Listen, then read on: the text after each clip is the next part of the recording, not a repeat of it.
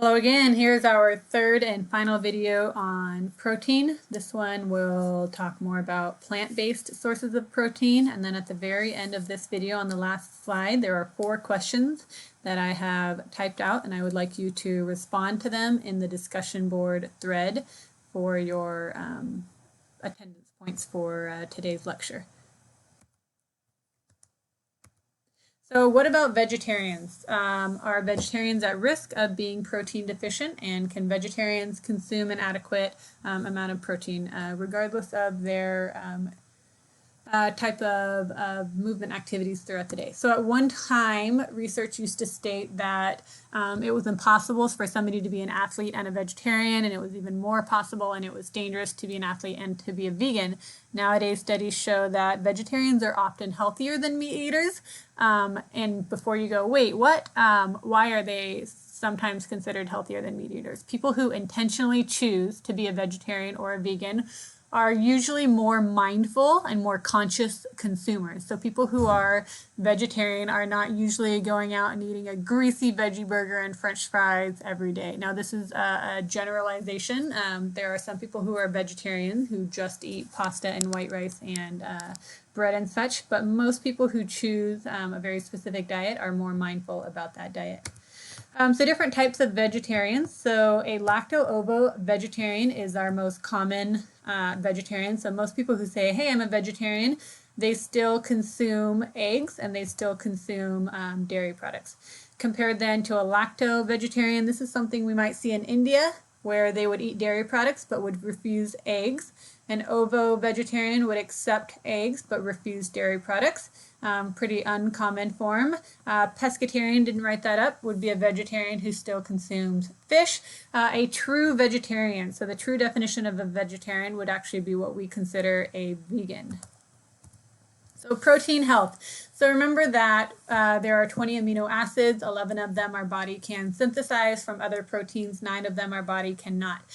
Most of these 9 essential amino acids are coming from animal-based proteins. However, there are a few plant-based proteins that have all of the amino acids, for example, soy and quinoa.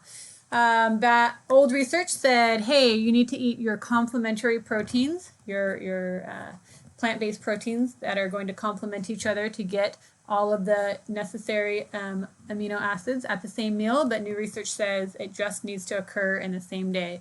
What do I mean by this? So say that you have legumes and no animal product in a meal, you might be missing out on some of the amino acids. So this would be like you trying to spell words and trying to write up a paragraph without the letter E. It would be really difficult, right? Say that you had grains, you're going to be missing some of the amino acids. But say you have a meal where there is mutual supplementation, so you're able to complement where some of the foods that you're eating have certain amino acids and the other ones have the others, and so then you can get your 9 essential amino acids. So you need to make them, or you need to eat them, because you cannot make them yourselves. In order for it to be considered a complete amino acid, it has to contain all 9 of the essential amino acids in roughly equal amounts.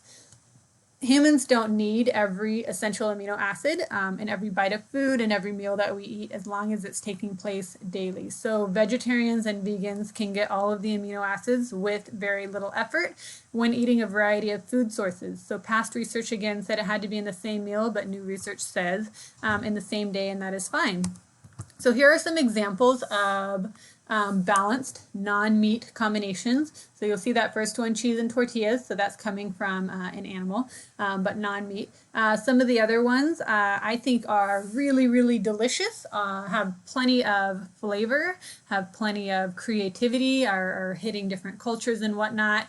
It is much easier to be a vegetarian or to have a meal or two that are plant-based than most people probably think. So most people probably think, oh, I would just have to eat beans and rice every day for the rest of my life. But there are a ton of options. So maybe you want to write down some of these options, Google them, and see if you can make them during this time of self-containment. Here are some pictures of ones that I did recently. This one here on the left is what is known as a Buddha bowl. So there's some grains on the bottom. There's some cooked Brussels sprout, broccoli, butternut squash, some stir-fried greens, and then I shredded some uncooked carrots and cabbage on top, and then I put sesame seeds, and I think our dressing for this was like a teriyaki sauce. Here is a mixture of onions, garlic, ginger, various rainbow carrots that was then put over a bed of quinoa. And then I enjoy making soup a lot. So this is a lentil-based soup with just a bunch of veggies that we had with a veggie broth. Super delicious, super tasty, all had all of the essential amino acids because of complementary proteins. And it looks great too, right? A lot of colors showing there. So health benefits of associated with not eating a lot of animal-based proteins. So longevity, remember, I don't particularly care how long you live. However, most studies show that you have a decrease in total cholesterol, a decrease in bad LDL cholesterol, decrease in blood pressure, decrease in obesity, decrease in certain types of cancer, decrease in heart diseases, decrease in gallstones, decrease in type 2 diabetes.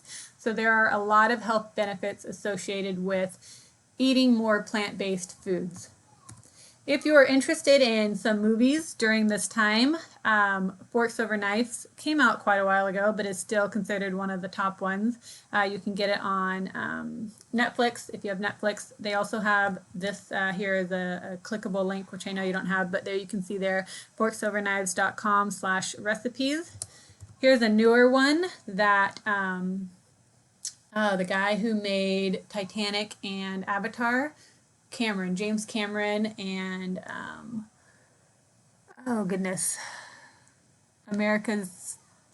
California's governor for a while, Arnold Schwarzenegger, Jackie Chan put this together. This is actually about a vegan diet. This one here is based off of the book by Michael Pollan. You all know that I really like Michael Pollan. Don't eat too much, mostly plants.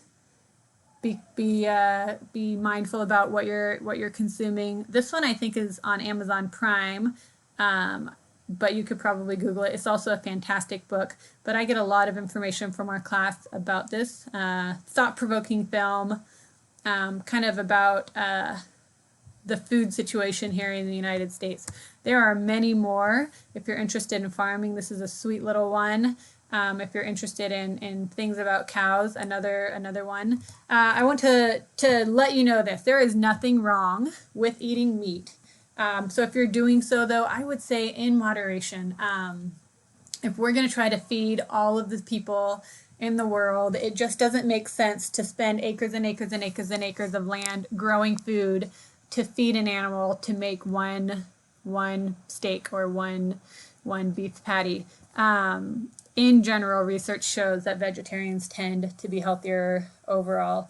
You can get all the nutrients that you need from plants and these proteins. Yes, you might need to consume more, but it's fine to consume meat.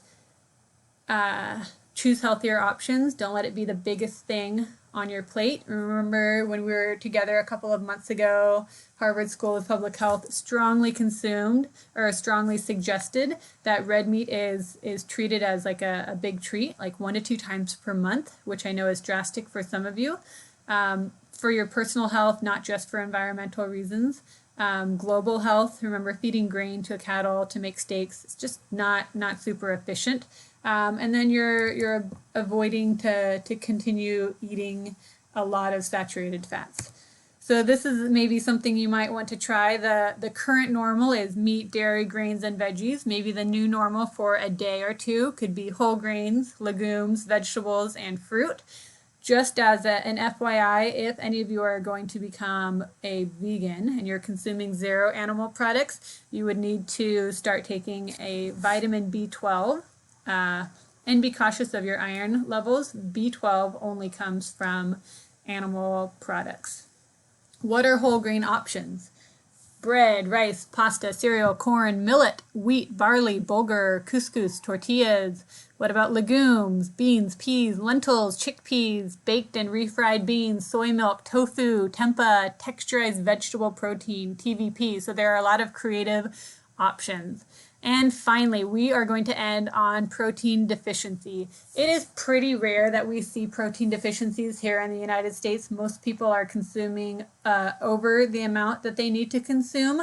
However, protein deficiency, protein energy malnutrition do occur. Most of the time they're seen in developing countries. So a short-term deficiency, if you don't eat enough protein one day or 1 week, you're probably not going to note these symptoms, but a regularly occurring protein deficiency, weakness, muscle cramping, swelling caused by fluid retention because of liver problems. So these next two slides are going to be harsh, but they are the reality of a lot of people. So kwashiorkor and marasmus are two types of extreme protein malnutrition. So these two pictures here are kwashiorkor and these are marasmus. So extreme protein malnutrition. So these are children who are getting enough calories and they're being fed, but they're not getting enough protein. So this often occurs to a toddler or a baby when a mom becomes pregnant or births another child. So that infant is no longer getting the breast-fed breast milk, but they're maybe eating yams or they're eating rice. And so they're getting food, they're getting calories, but they're not getting plenty of protein associated with their diet. And so you'll see swelling of the hands and feet, you'll see rashes, sometimes hair discoloration where their hair will be kind of